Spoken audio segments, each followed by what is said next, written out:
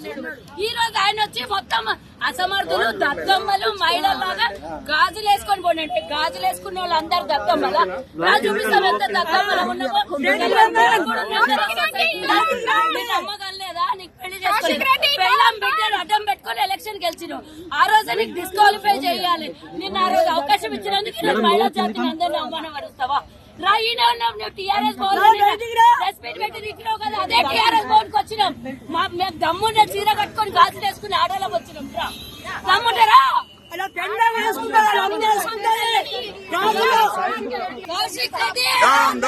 మాట్లాడండి.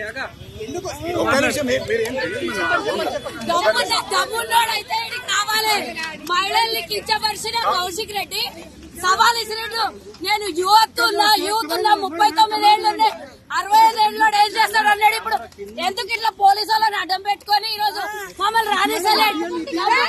దమ్ముంటే రమ్మని మహిళల మందిరం వచ్చినాము.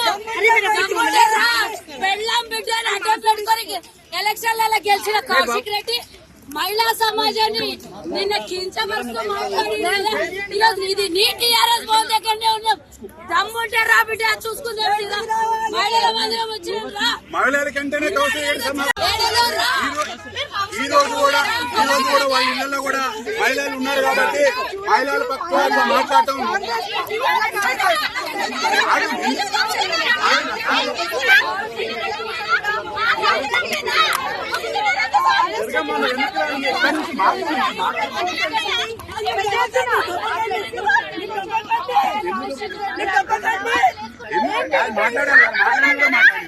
అదే మహిళలకు అంటే ఊరుకుంటారా?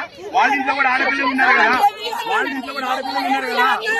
ఇంట్లో వాళ్ళు కూడా అట్లనే పంపిస్తున్నారా?